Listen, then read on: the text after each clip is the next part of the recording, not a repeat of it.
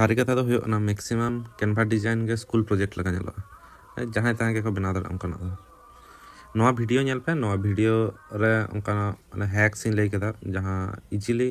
ओना को फॉलो लेखान के अब आडी प्रीमियम डिजाइन नेलो तापे बस जस्ती किछु दो बानुआ नोडे फॉन्ट चेकना बन सिलेक्टा कलर चेकना बन सिलेक्टा किछु लेयर्स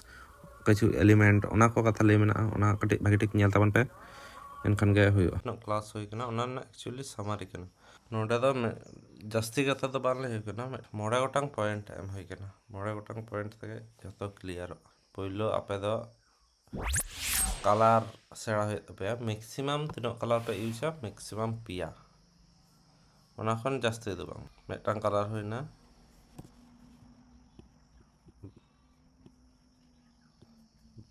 बारिया कलर होयना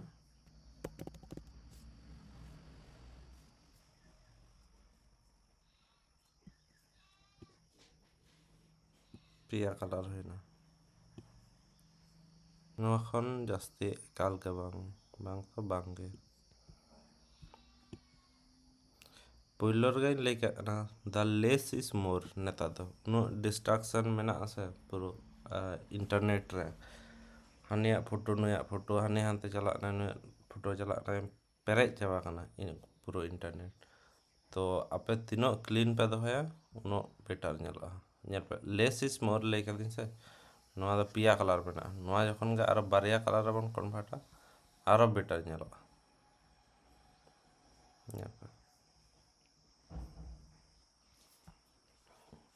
ठीक गया ओनाटा पहिलो कॉन्सेप्ट तो हुयो ना कलर थियोरी दो हुयो ना मैक्सिमम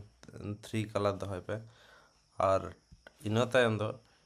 टेक्स्ट ना टेक्स्ट जहां रे लगा अने नेल दापे नोत मेटांग वर्ड मेना मेटांग वर्ड खन दो ठीक गया जहां रे कटे बाड़ती टेक्स्ट एमा हुयो ओंडे दो मैक्सिमम पिया कलर पिया टेक्स्ट एम पे ओंडे टेक्स्ट हो पिया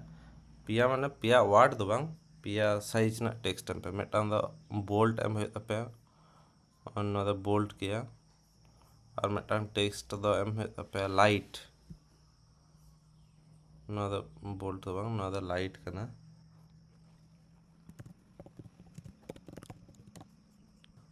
और इनो टाइम जहां टेक्स्ट पे एमा बॉडी टेक्स्ट ओना दो आरो हुडिंगा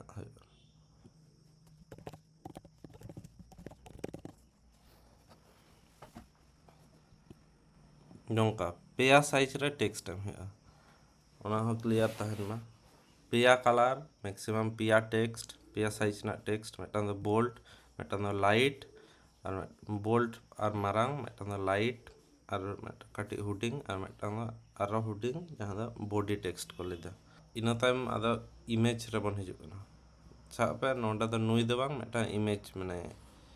थंबनेल लेकाना के करा हुयो ना तो जहां रे मेटा इमेज माने नुई सिंगरे गंका के माने इमेज तहां लेखान जहां रे सिंगल इमेज मेना फास्ट कमी दो हुयो ना इमेज ना बैकग्राउंड रिमूव सिंगल फेस जहां रे तहना रिमूव तके हुयो और जहां रे बाड़ती फेस तहना आमदा उतु तहना ओंडा दो चेक पे चिकया सापे नोंकाना इमेज मेटांग तहना एखान नुकिना इमेज तहना जहां रे ओंकाना ग्राफिक्स बन बना दे जहां रे बाड़ती फेस मेना ओना दो चेक बन चिकया उनका तो भागे बांग नेलो ना तो नोआ तो उनो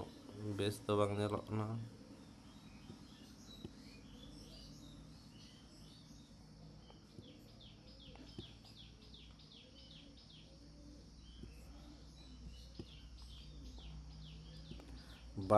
मेटांग खन बाड़ती फेस तहां लेखान ओंडा दो ग्रेडियंट आड़गो हुयो तपे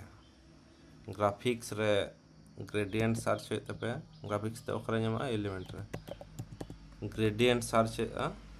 ओंडा दो ग्रेडियंट को आड़गो पे ब्लैक खान ब्लैक जहाना कलर रना गे ग्रेडियंट आड़गो हुयो तपे ब्लॉब ग्रेडियंट अडी रकम मेना जस्ट नोआ दो बेसिक ᱤᱧ ᱩᱫᱩᱜ ᱟᱯᱮ ᱠᱟᱱᱟ बेसिक ग्रेडियंट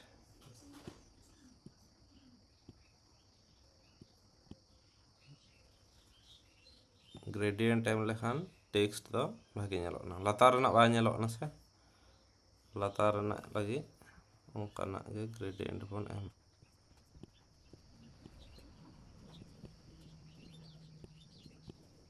तो बेटार ñelna से लाहा खन दो लाहा रना चका ñeloᱜ था उदु पे गिन बाफे बाफे बुझा नौका ñeloᱜ था नौका नोआ खन नितो दो ताहले चे हुईना कलर मैक्सिमम पिया यूज गनोआ टेक्स्ट पेया साइज ना मैक्सिमम मेटान दो बोल्ड तहना मेटान दो लाइट तहना मेटान दो बॉडी टेक्स्ट जहाँ एकदम हुडिंग तहना और ये तहना इमेज इमेज दो मेटान फेस तहन लखन बैकग्राउंड रिमूव हुआ बैकग्राउंड चिका तक को रिमूव आ इमेज रबन सिलेक्ट किदा ऑटोमेटिक बीजी रिमूव आ नडे हिजुआ ओनाते बैकग्राउंड रिमूव करना ठीक है ओना हुईना और मेटांग खन जास्ती इमेज तहन लेखन ग्रेडियंट एम है ग्रेडियंट चितान रे टेक्स्ट तहन टेक्स्ट दो ओना पिया साइज के तहना मैक्सिमम पिया साइज बारिया खन आरो better the less is more beautiful ओना बुझ के पे और ग्रेडियंट जहाँ रे लगा टेक्स्ट सब पे ग्रेडियंट लगाना इमेज चितान रे के दो नोडे एलिमेंट रे चला पे आरो एक्स्ट्रा ग्राफिक्स को ऐड लगी ब्लॉब पे सर्च दड़ा ग्रेन पे सर्च दड़ा ऑर्गेनिक ब्लॉब ग्रेन ओनका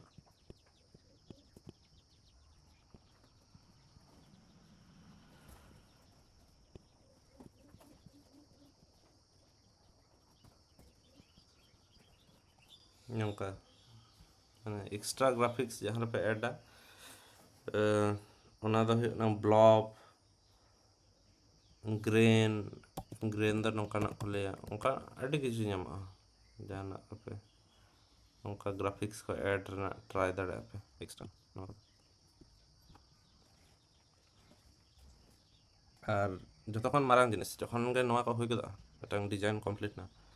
डिजाइन दो अलवेज पिया साइज रे बना पे रिसाइज को पे नोआ साइज तो मेटा मेना रिसाइज रे चला पे और मेटांग दो स्टोरी रना साइज को पे Instagram story copy and resize जखन के डिजाइन पे पिया साइज मेटांग थंबनेल मेटांग फेसबुक इंस्टा लगी और मेटांग स्टोरी लगी खन चे हुआ माने जहाना मेटांग ऑब्जेक्टिव तहने तो नोआ कामी लगी से हाना कामी लगी ग्राफिक्स पे बनाता ओना स्टोरी रे एम लखन आरो यूजर पे नाम का आरो हर को हिजुआ जहाना लगी तबे करा दा से उन ओडे आरो हर को हिजुआ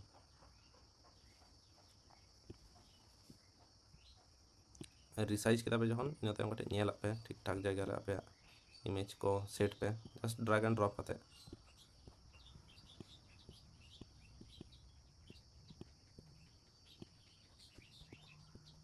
होइना नोआ मेटांग होइना और मेटांग रिसाइज को पे फेसबुक से पोस्ट सोशल मीडिया बा इंस्टाग्राम पोस्ट जहाँ रे करा Instagram post copy and resize इनते आपे लगे पे एम दाड़ा सोशल मीडिया रे एम लेखन तो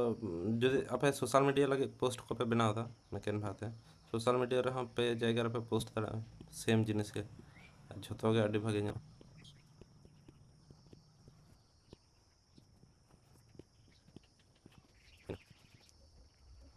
नोआ नोआ जस्ट नोआ पिया पुनिया की कना हैक्स कना नोआ फॉलो लखन गे आपे 90% डिजाइन इंप्रूव कर पे इना तम तीनो एलिमेंट पे एम दाड़ा ओका लखन एलिमेंट रे बोलो कते ñel पे ओका को एम लखन भागे ñeloᱜ ना बा ñeloᱜ ना कन मेन तो ओना के कलर टेक्स्ट इमेज फोटो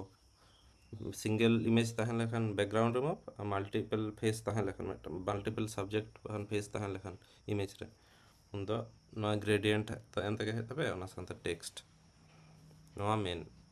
और इना तायम एडवांस क्लास को एडवांस डिजाइन तो क्लास करे हुई कन गया मेन खान